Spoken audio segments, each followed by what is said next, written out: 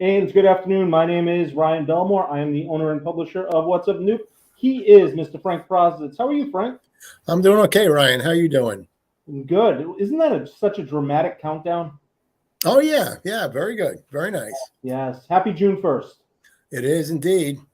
And It is indeed. we are talking about education as well as Newport school system today. The kids are almost out of school. What an exciting time. Yeah, so it'll be an exciting time for them. You know, this was supposed to happen last week, and then things got kind of messed around a little bit. It was kind of fortuitous that we put it off a week. So many things have happened. We've had the tragedy in Texas. We've then the spotlight on school security. We had the meeting on Monday night of believe was it Monday night? But this week, No, not this week. The Monday night was Memorial Day. Memorial Day.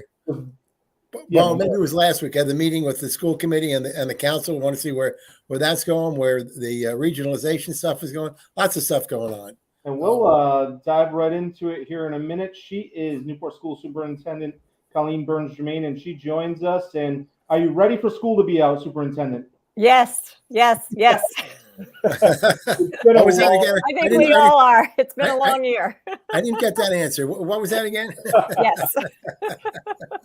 I saw her jumping up and down when I said school was almost over. Oh, I'm kidding. I didn't 13 more days. That's it. Well, it almost seems longer. It's less than that. So it's, but it's only June 1st.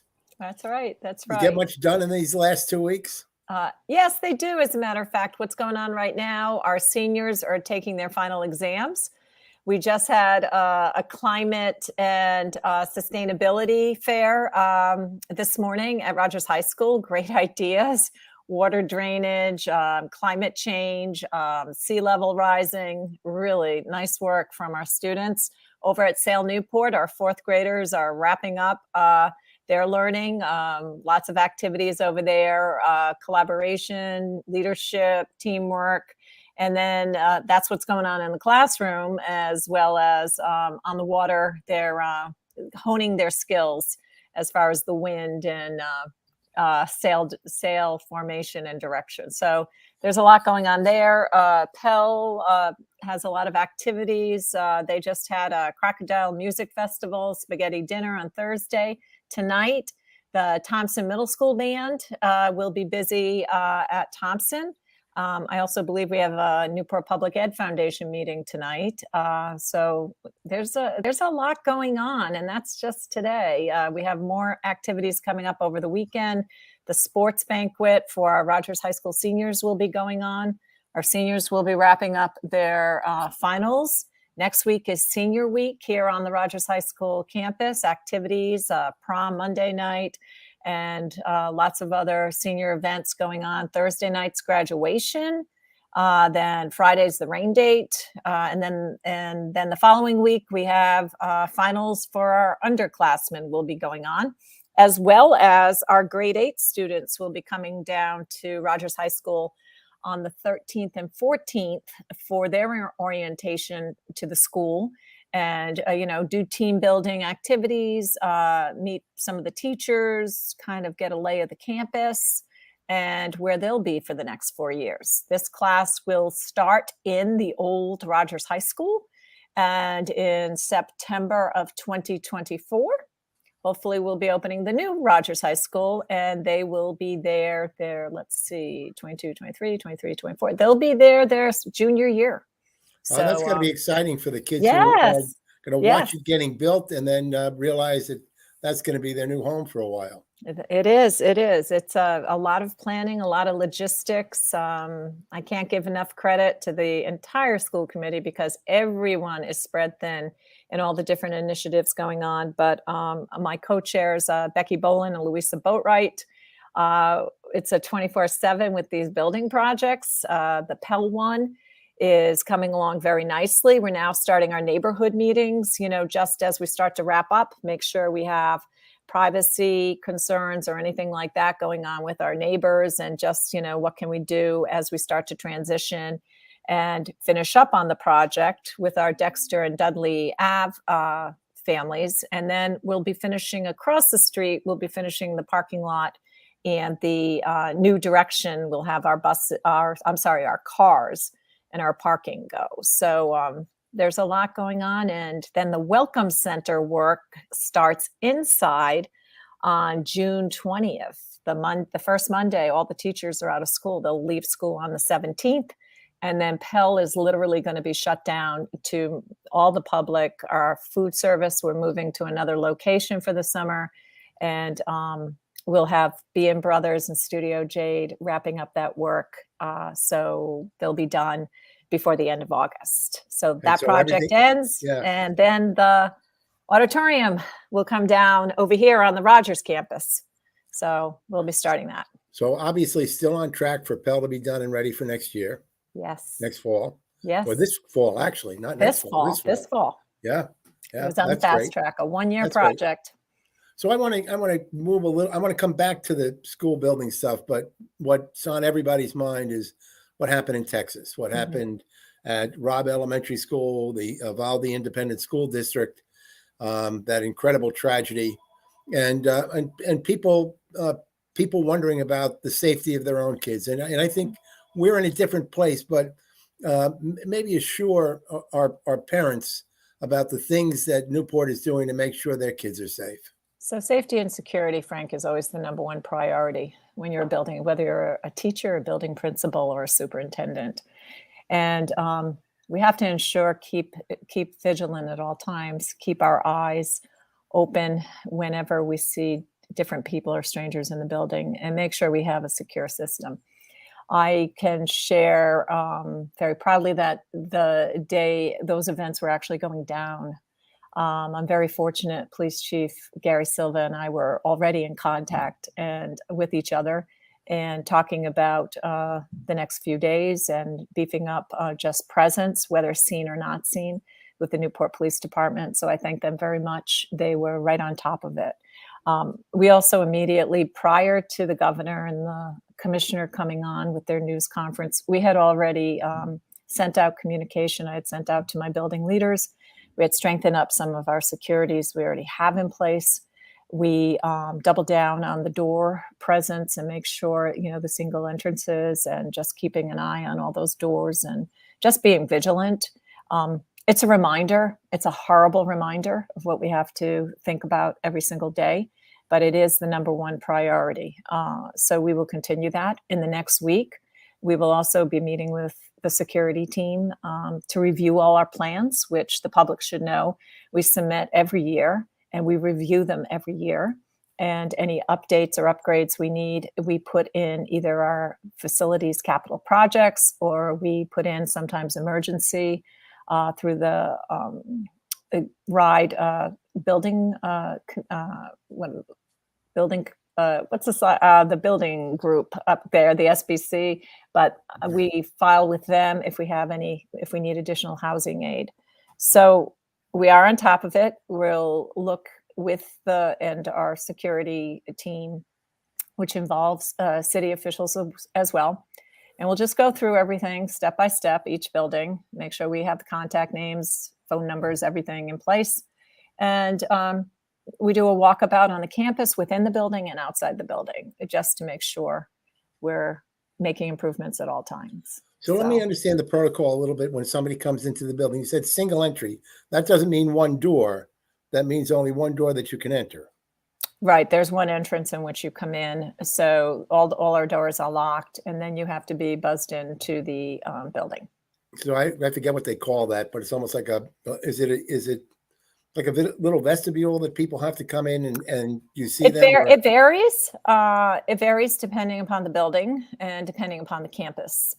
We do have a much bigger campus at our high school, so we have different protocols over there. But it varies and just depends upon the building. But we just make sure we're aware of who enters and who exits the buildings. And all doors are locked until somebody is personally let in. That is correct. Yes. And any kind of deliveries or anything like that, we usually schedule for very early in the morning before students arrive. Is there a police presence at all in the buildings? Yes, we have police at all our buildings, SROs. We've been very fortunate here in the city of Newport. Our city council, our mayor Napolitano, and city manager and police chief have supported that. I've got to say, for at least the past 5 or 6 years since I've been here, and when we asked for additional supports, and it's a great connection for the schools and for the students, so they get to see our police officers in a different light at the schools, helping and supporting and just being there. So we do have them at all schools. I'll just throw this out just to get your reaction. There are those who believe that we ought to arm our teachers. Do you have any reaction to that? I'm going to say teachers have a tough enough job as it is, and to take on an additional responsibility like that is, I can't imagine having to go to one's job every day and have to be armed. And that's not what teachers have signed up for. That's not what education is supposed to be about. And it is our responsibility to provide a safe environment for them. Yeah, that's what I thought you would say. I mean, they said the cartoons that go around said you don't trust us to pick the books for the library, but you want us to have guns in the classroom. So kind of a strange thing. But I would suspect that once a teacher is asked to or carries a gun, suddenly there's a level of anxiety that gets raised that it's got to impede what they're teaching. And then, as we saw in Buffalo with the grocery store, doesn't always work. Correct.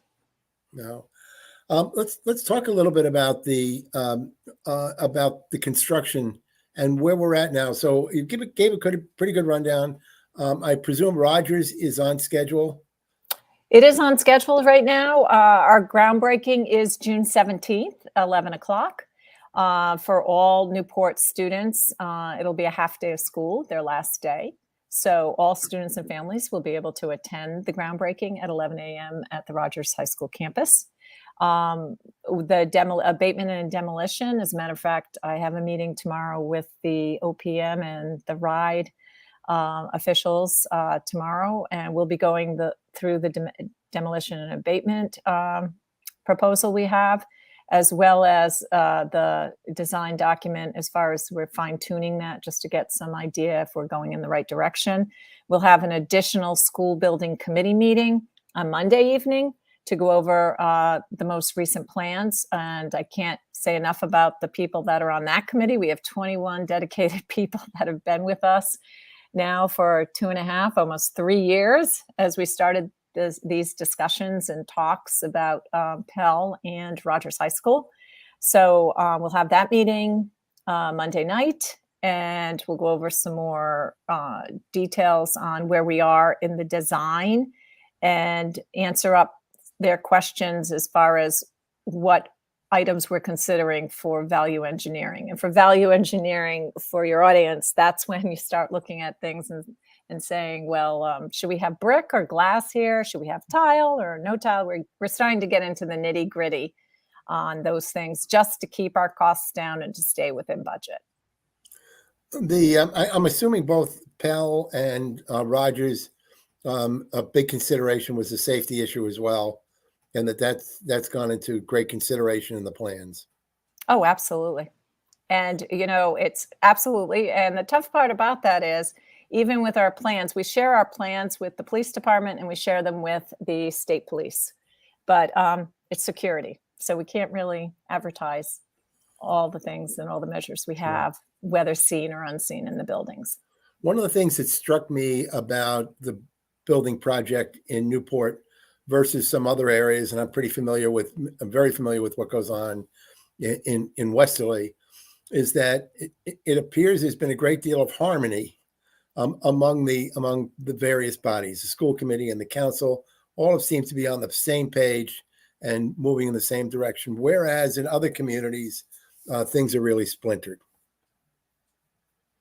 Is that a fair assessment? And I'm not asking for the other communities. I was going to say I am very lucky with the city manager, Joe Nicholson, Laura Citron, the finance director, my finance guy. We have a great finance guy, Ronnie Gonzalez.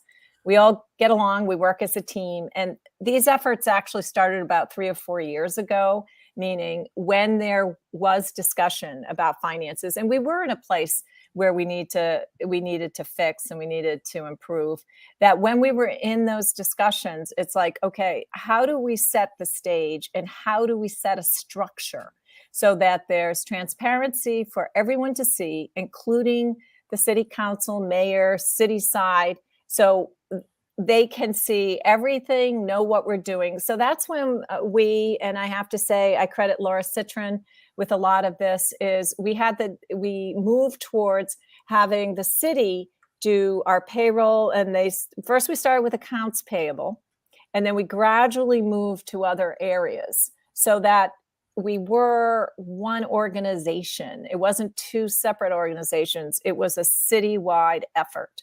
So we started that process as far as putting in structures and meeting with each other on a regular basis, understanding we are two separate, by charter, two separate units, but at the same time, we're under one city. We're under one city identification number. We're one city. So we started these structures, and then we also realized, how could we work together in order to support not only students and education, but also other factions of the city, because we have to learn to work together and figure out how, if we come together, make it work for everyone, and also for the people to be able to live in Newport and to have affordable living conditions and not taxes that go through the roof. So we're mindful of all that. So we pay attention, we listen to each other.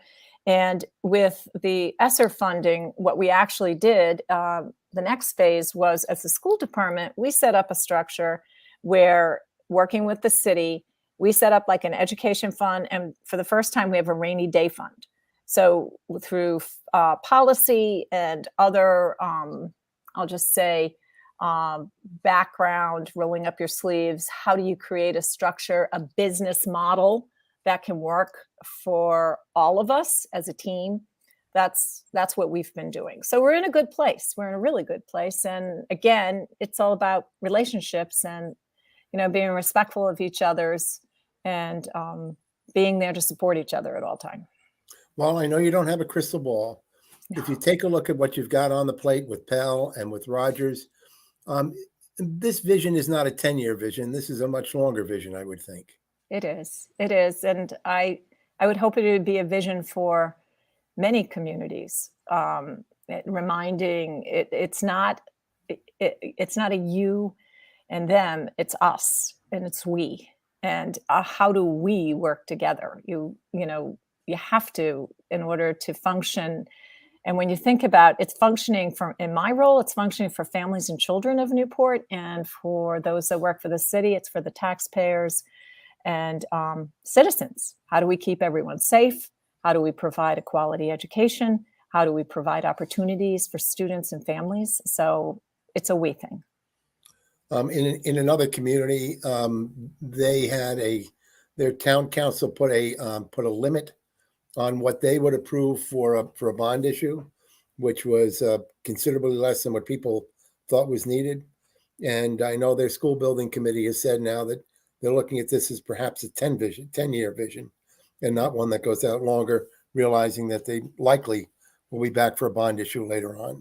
So I think, my stupid perception, I think certainly Newport got it right in what it's doing. Finances, I know that was an issue with rising costs for both Pell and for Rogers. How does it look? It's close. It's really close. And we continue to monitor it on a weekly basis.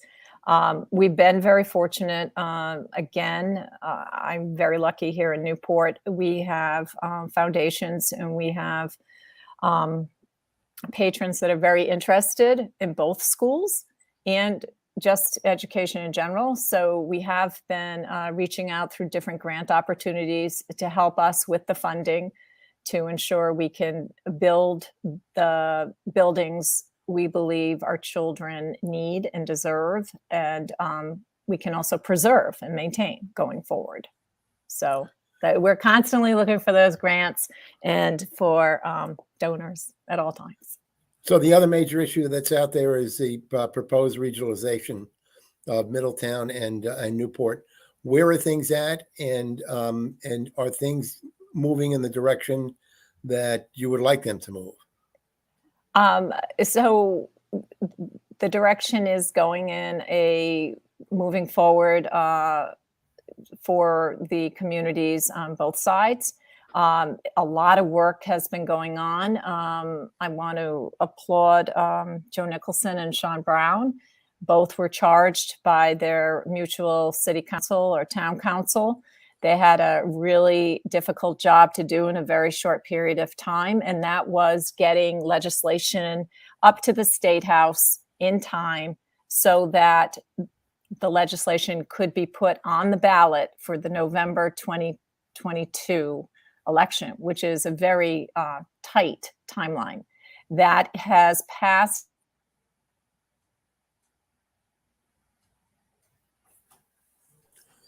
the Senate since week. It has passed through, and now it is up with the House. And I believe Marv Abney is going to be sponsoring it up at the House. Once it passes the House, I believe then we'll have a green light to be able to move forward to put something on the ballot for November 2022. In August of this year, this summer, that legislation, it has to go to the Secretary of State. So we have to make sure we get it to the Secretary of State, that office, in time. So But, did the request come from each community, or was it joint? the request is coming from joint. It's a joint. Joint. Everything's a joint effort. We had a joint school committee city council meeting last night on regionalization.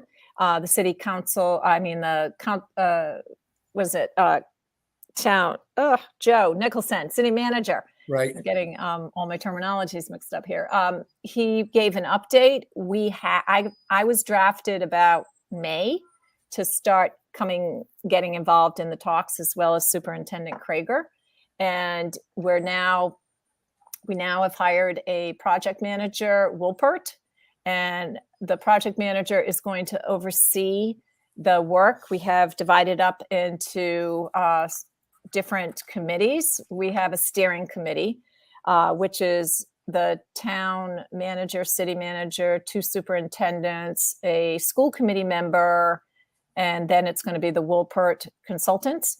And then we're going to have an engagement committee, an educational committee, a communications committee, a financial committee, and just to gather as much information as possible so that we can share that with the public to help educate the public about what this would mean if it's realized. So we have that going on.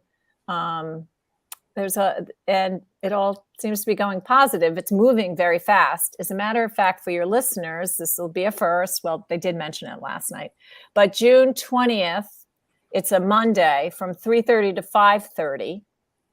And then again, there'll be another community engagement session from 6 to 8 on June 20th. Location is still to be determined.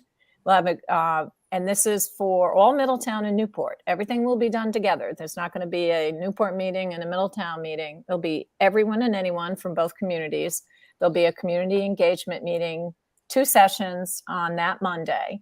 And then Tuesday evening, we'll be holding a virtual meeting, time to be determined. It's right in the infancy stage. I'll send you information as soon as everything's finalized. Great. And then we'll have a Spanish speaking session for those that do not speak English. And that date and time is to be determined. We're going to have a website with frequently asked questions and a place for people to send emails that do have questions. Financial analysts will be our own people within our city and school departments. Our directors will be working with each other from both communities, as well as we have the Newport financial consultants will be working with us, along with RIDE. Bill Trimble, I believe from RIDE, is going to be working with us up there. Then let's see, as far as the educational side of the house, we're going to be working with the Annenberg Institute out of Brown University. They'll be helping us with research, white papers, and also to help us focus on specifically student needs, focusing on looking at our demographics and making sure that whatever questions people may have or whatever possibilities could result are shared with the communities. Then let's see, communications, website, engagement, financial. Let me see, what else do we have? And then the steering committee, everything will be fed up to the steering committee so that we can share notes and communications with everyone, you, the public, everyone we possibly can through different social media, et cetera, to keep everyone informed. It's a tough time of year with summer approaching and school getting out, but we're keeping our fingers crossed. Ryan, you had a question? Yeah, Superintendent, I think after our talks from last election can go around, this could be an uphill battle, or it could be. I'm glad there is a communication committee, because at least two people in the comments, I thought Rogers and Middletown were going to be unified. I was initially for it, since I thought there would be one high school. I think there's going to be a lot of that. But one question Melissa asks is, now that each town city is going to have their own high school system, I'm going to add those words. What is the benefit? What do you see the benefit is for Newport besides the initial increased reimbursement? Okay, so there's so there is an increased reimbursement on any capital projects or school projects. So now it would be 80. We get reimbursed 80% on the dollar, or 80 cents on the dollar. So we're only paying out 20 cents on the dollar for any and all projects. And that's not just now, that's for the future, anything and everything. The debt service we have from the projects will stay purely with Newport, and Middletown will have 3, I believe, bond questions that will go forward for their community. So I think theirs is going to be over 200 million, sorry. That debt service will be held by Middletown. So I think that's the first thing that Newport should know. The second thing is it will be a consolidation of the central offices from both. One superintendent, finance, etc. They'll set up a structure. It's not a lot of schools. It's 3, and I think in the end it'll be 6 schools total, or 7, which is very manageable. Other school districts have it. It will afford the opportunity for our high school students to be very clearly aware of the programs at both high schools. And for the communities, there will not be any kind of tuition payment, et cetera, which there is now. Middletown pays quite a bit for Newport students. We pay for some of our students that go over to the Middletown programs. And I think that's an important factor that a lot of people don't realize. Our high school students already go to each other's schools depending upon the programs they want. What the future holds, anything could be possible, especially with new buildings and new facilities. But I think the important factor everyone needs to remember is the people that will be making this decision will be the new school board. The regional school board elected officials will be the people that will be overseeing the control and running of the schools. They'll be the school committee for the region. Transportation costs, as far as reducing the contracts for transportation, we already use the same vendor. Our food contracts, our educational services, as far as what we receive outside the scope of our employees, those who bring in special services, will now have more buying power. I guess that's the best way to put it, and more ability to negotiate good rates and maybe even extend some programs for our students. Eventually, the early pre-K, I'll say, is going to afford and open up, I think, more opportunities for our pre-K students, which is the foundations for education for children. And then there are so many possibilities. Those are just off the top of my head. That's why we're bringing in Annenberg and others to share other educational models they have seen across the country. And the other thing I want to make everyone aware of, that when City Manager Joe Nicholson and Sean Brown, Town Manager in Middletown, wrote the legislation, looked at the guidelines they wanted put in, they created their own story for Newport and Middletown. It doesn't necessarily replicate what's already going on in the state of Rhode Island.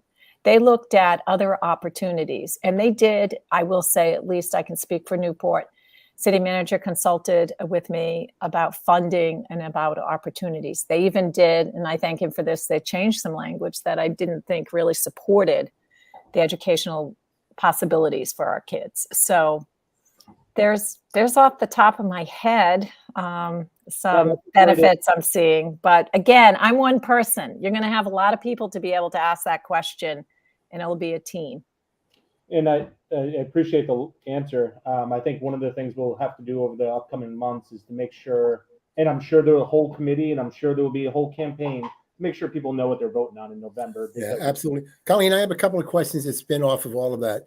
Yeah. The 80% compares to what were you expecting without a regionalization? 52.1, I believe it was, 52. So in actual dollars, we're talking off the top of my head, 30 million? Additional 30 million will be sent back to the city of Newport, yes. And then my question about Middletown, and I don't know if you have the answer for this.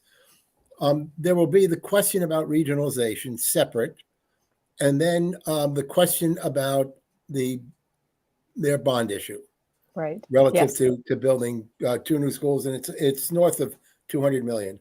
Yes. What happens if the regionalization fails and their the bond issue pass? Their bond will fail. There's a specific language in that There's specific language in that bond, I believe. I can't remember off the top of my head. So those bonds are predicated upon passage of the regionalization issue. Yes, if my memory serves me correctly, yes. But they will be coming out pretty soon, so we can all verify and check that information. Excellent. I just have a few other real quick questions that I wanted to run down fast. Graduation is what date again? It is next Thursday, which is June 9th, 6 o'clock, Topa Field at Freebody Park. And the rain date is Friday, June 10th. And do you have a graduation speaker? I do not know the graduation speaker. I'm sure we do. Oh, okay. Another question, maybe bigger than that, is staffing. How did we finish the year with staffing? And I read all these reports about as many as 40% of teachers possibly thinking of leaving the profession. What do you perceive coming up in the future? I think we're going to have a challenge. And I will say this is not new news. I recall being in meetings pre-COVID that the longitudinal studies and the forecasting was showing that we were going to have a serious problem with teaching as far as staffing. And some people credited it to the more opportunities available, the more awareness of what's available for high school students when they go to college or when they leave school. So I do believe we're going to have a shortage, and we already do now. We have a very difficult time finding math and science teachers. They're at a premium when you go to interview or when you're looking for them in your district. They're just they're hard to find. And then I do believe the colleges their numbers are not up as far as their teaching programs. So that's an indicator too. So we're watching all those numbers and seeing how we can prepare for the future, look at ways we can help entice staff to come to our communities, and look at the benefits that we provide. One of the gubernatorial candidates said to me that at least part of this is a matter of teachers' pay, and that we need to consider raising pay for teachers. I'm going to agree. Yes, I'm going to agree. But with that pay also, I think you need to look at a teacher's calendar. I believe that long gone are the 100 are, the time commitments that teachers have to give, meaning that it's only an 8 to 2 job or whatever. Teachers notoriously have always worked more hours than that. So I think we need to create a structure that shows that and pays people accordingly. So I do think that is a consideration. Absolutely. And so my last question is about masking. We saw that in Providence and Central Falls, that they've gone back to masking. I don't know if there are other communities.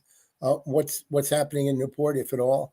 No, we're not at masking, except following the RIDO rules. If you did have COVID or whatnot, and you return, we do ask that all students follow the medical recommendations of 5 days upon return when you come back. But we really haven't had any issues or concerns regarding any of that. We've been lucky. Has COVID been an issue at all, or is it? I think we had a week that one school had a little bit more absenteeism than usual, and I'm not talking about children. I'm talking about staff, but no, not really. We've been fortunate, as I can say. So I lied. I have one more question. Oh, that's okay. And I was thinking back. It was a while ago that we talked about the athletic fields and some issues with them. Are they included in the Rogers build? Yes, there is a new track and field.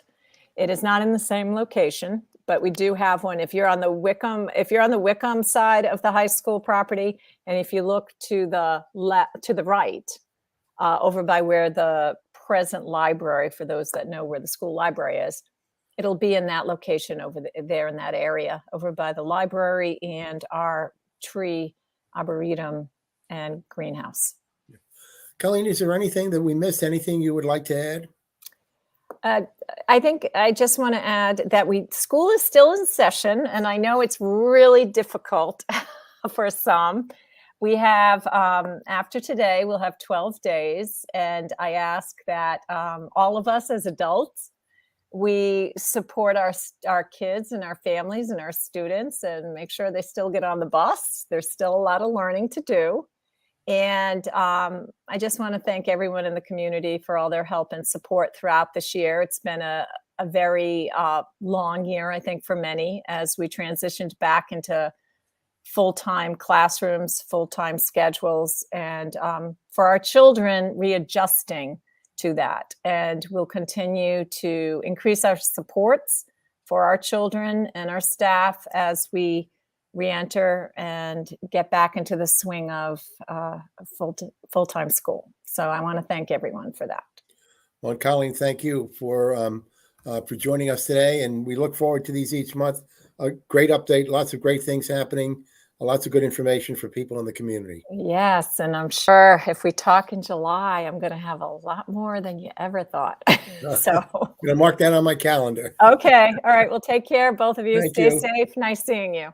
Thank you. Yep. Bye-bye. That is Colleen Jermain, Superintendent of Newport Public Schools, joins us every single month and gives us 30 minutes of her busy day to chat about the issues of the moment, per se.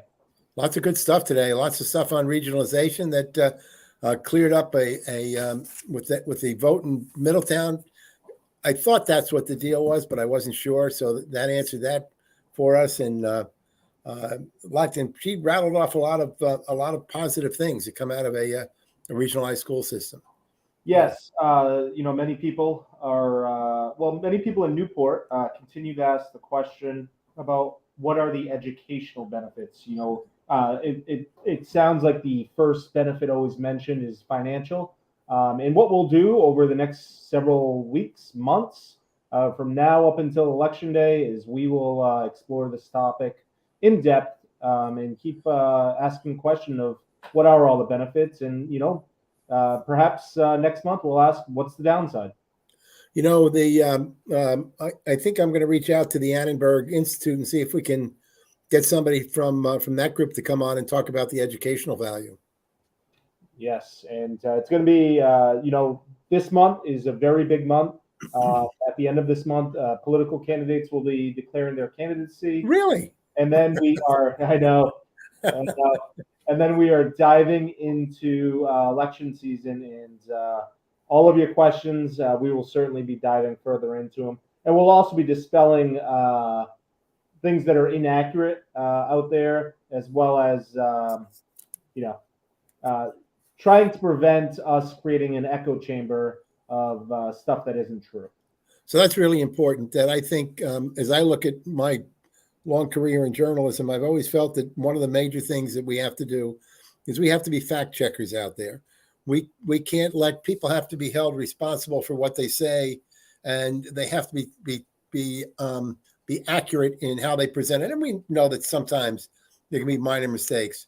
That, and we want to be fair to all of the candidates. And I've also often believed that our major product is our integrity. And so while individuals may have their own biases in terms of politics or in terms of philosophy, when it comes to what we report, then one thing we have to be is fair and as objective as we can be and fair, so that every candidate from every different persuasion has an opportunity to present. And then you, the people who watch and who listen and who read, you're the ones who have to take all of that information and then figure out what you want to do, make decisions based upon what we're able to present as best we can. That's it. And if anybody missed any portion of this interview or any of the any interview we've ever done, you can find them on YouTube as well as on our website, as well as on Facebook, sharing with people who want to know more about anything going on at Newport Public Schools. We catch up with the mayor or the vice chair or somebody from city council every month as well. And all of that will ramp up in the coming months here. So as we get to the enjoyment of summer, maybe we'll take some of them outside. Sounds good. All right, Frank, thanks for putting this together. Thank you, Ryan. All right. On behalf of Frank Prosnitz, as well as all of us here at What's Up Newp, we want to thank the superintendent for joining us again. You can find this video right on whatsupnewp.com, and we will chat with the superintendent again next month. Thanks for watching.